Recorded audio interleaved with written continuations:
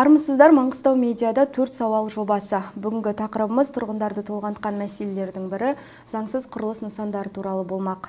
Сауалдарға жауап беретін мемлекеттік сәулет құрылыс бақылау басқармасының басшысы Дәурен Өтепқали. Дәурен мырза, қош келдіңіз. Алғашқы сауал: соңғы кездері қалада бірнеше құрылыс нысаны бұзылды. Заңсыз құрылыстар, тұрғын үйлерге заңсыз үлескер тарту мәселесі бұған дейін де бірнеше жыл бұрын айтылып, талқыланып жүр. Заңсыз құрылыстарды бұзу жұмыстарына неге енді ғана кірістіңіздер? Қайырлы күн, маңғыстаулықтар. Жалпы заңсыз құрылыс дегеніміз бүгінгі таңда бір өзекті мәселе. Жалпы айта кететін болсақ, соңғы 10 жылдың ішінде біздің Маңғыстау облысымызда, соның ішінде Ақтау қаласында ең бастапқыда құрылысшылардың жер телімін алғаннан кейін ешқандай рұқсатнама алмай, тек құрылыс жұмыстарын бастап, салымшыларды тарту бірінші кезекте болған. Яғни бұл тұрғыдағы жұмыстар қажетті қалыпты жағдайда деп қалыптасқан сана сезімде. Құрылысты салып бастағаннан кейін сол салымшыларды облыс әкімдігіне жолдап, соған тоқ, су, тиісті коммуналдық қажеттіліктердің бәрін қол жеткізуге, сондай митингтік шараларды ұйымдастыру арқылы қол жеткізу сондай тәртіп болды. Біздер осы заңбұзушылықтарды жүйелі түрде шешу барысында 2022 жылдың осы қыркүйек айынан бастап барлық заңсыз құрылыстарға тиісті жоспардан тыс тексеру жұмыстарын, онымен қоса прокуратураның қадағалау актілеріне сәйкес тиісті шаралар қолданып, сот органдарына өз бетімен салынған құрылыстарды бұзу туралы біздер талап арыз жолдап жатырмыз. Бұл енді өзіңіз білесіз, соттың шешімі тек бір ғана мезгілде емес, оның процедурасы бар, 2 ай, 4 ай, 6 айға дейін. Сол осы процедурамен келіп, өз кезегінде бүгінгі таңға келіп тұрған соттың шешімдері бар. Сол бағытта біздер тиісті шараларды қабылдап жатырмыз. Жалпы басқармамен бүгінгі таңда 32 талап арыз жолданды. Соның 28-не тиісті шешім шықты, 21-і күшіне еніп тұр бүгінгі таңда. Ақпарат беттерінде осы жылдың мамыр айында, яғни жарты жыл бұрын, Ақтаудағы заңсыз салынып жатқан тұрғын үй кешендерінің тізімі жарияланды. Тізімге 46 тұрғын үй нысаны кірген. Сол үйлердің құжат мәселесі қалай шешілді? Құжат мәселесі ең бастапқыда басқарма жоспардан тыс тексеру жұмыстарын жүргізеді. Содан кейін құрылысшылардың орындалуына міндетті нұсқама береді. Нұсқамада рұқсатнама құжаттарын рәсімдеу, сосын құрылыс монтаж жұмыстарын тоқтату. Осы бағытта шаралар барлық қалалық объектте тиісті шаралар қабылданды.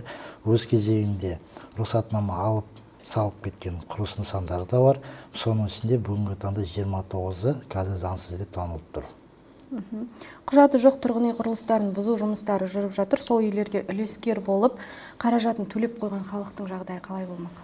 Бұл енді өзекті мәселе, себебі салымшы дейміз ғой. Бұл жерде үлескер емес, үлестік қатысудың бөлек заңдылығы бар. Бұл жерде салымшы. Салымшы мен құрылыс салушының арасындағы азаматтық тұрғыда жасақталған алдын ала сатып алу келісім шарты. Бұл жерде ешқандай мемлекеттік орган, әкімдіктер, прокуратура органдар осына ешкім араласпайды. Бұл екі тұлғаның арасындағы қарым-қатынас. Сол себепті бұл жерде әрбір тұлғаның өзінің міндеттемелерін орындамаған үшін тек қана сот органдарына жүгініп, өзінің салған қаражатын өндіріп алуға әрбір екі тарапында құқысы бар. Сол себепті біздер жаңа салымшыларға айтатынымыз, қандай да бір келісімшарт жасақталса, тиісті сот органдары арқылы қаражаттарын қайтаруға жұмыстанған абзал. Нақтылай кетсек, бұған ешқандай әкімдік, мемлекеттік мекемелер жауап бермейді. Біздер өзіміздің тарапымыздан, біздікі бақылау және қадағалау органы ғой. Біздер салымшылардың жаңағы келісім шарттың заңдылығын, міндеттемелерін біз қарамаймыз. Біздікі бағытта құрылыстың сапасы, яғни ешқандай рұқсатнамасыз салынған құрылыс нысанына біз кепілдік бере алмаймыз. Өзіңізде бұрынғы осыған дейін видеода бұзу жұмыстарын көргенде бәрі анық көрініп тұр ғой, кім қандай құрылыстарды салынып жатқандарын. Сол себепті бұл объекті дейтін тек қана 1 жыл, 2 жыл тұрмайды. Оның эксплуатациялық мерзімі 40 жыл, 50 жыл. Ол алдағы уақытта не болатынын біз білмейміз. Сол себепті біздер құрылыстың сапасына күмән келтірген жағдайда осындай деңгейде бұзу шараларына барып отырмыз. Тұрғындар жаңа салынған үйлерден пәтер алатын кезде құрылыс мекемесінің қандай құжаттары болуын қадағалау қажет. Қандай әрекеттер жасау қажет, үй алатындарға құжат жағынан қандай кеңес бересіз? Және осы орайда қалада қай құрылыс мекемесінде немесе қай тұрғын үйде нақты заңды құжаты бар? Жалпы қандай да бір салымшы өзінің баспаналы атанғысы келетін болса, қандай да бір құрылыстың рұқсатнама құжаттарын білгісі келетін болса, біздің басқармаға, яғни біз 20 шағын ауданда 100-ші ғимаратта отырамыз, 126-шы кабинет. Бізде тиісті ақпарат бар. Сонымен бөлек Ақтау қаласы әкімдігінің сәулет қала құрылысы бөлімінде үлескердің қатысуын реттейтін арнайы сектор бар. Сол секторде тиісті құжаттамалар бар. Қай объектіге қандай рұқсатнама құжаттары бар, сол екендігін толыққанды ақпарат келген тұлғаларға біздер бере аламыз. Жалпы өзіңіз білесіз, Қазақстан Республикасындағы құрылыс қызметі Қазақстан Республикасының сәулет, қала құрылыс және құрылыс қызметі туралы заңмен реттеледі.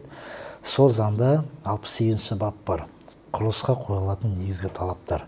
Яғни қандай да бір тұрғын үй болсын, басқа да бір ғимарат болсын, құрылыс салуға ең бастапқыда жер телімінің болуы, содан кейін сәулет жоспарлау тапсырмасы, одан кейін эскиздік жоба бас сәулетшімен келісу керек. Бұдан кейін жұмыс жобасы сақталады объектіге. Жұмыс жобасы сараптаманы оң қорытындысына өтеді. Оң қорытындысы алғаннан кейін біздің басқармаға құрылысты бастау туралы хабарлама жолдайды. Осы 5 этап құрылысқа қойылатын негізгі талаптар. Мына үлескерлердің қаражатын тарту үшін үлестік қатысуды реттейтін заң бар. Бұл жерде 3 бағытта жүзеге асырылады. Бірінші, яғни бірыңғай оператордың болуы, екінші деңгейлі банктың жобаға қатысуы, сосын құрылыстың қаңқасы көтергеннен кейін тиісті шешімдерді алу. Сол себепті жаңа үлестік қатысудың рұқсаты бар ғана жағдайда салымшыға тартуға болады деген негіз бар.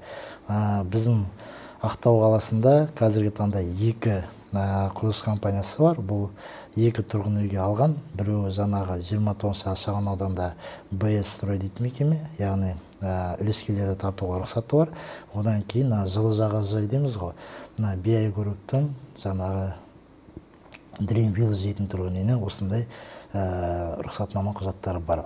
Қалған жаңағы басқа объектілерге біз ешқандай ақпарат бере алмаймыз. Оларға да осындай келеңсіз жағдайларға түсіп қалмау үшін қаражатты ертерек салмаған дұрыс.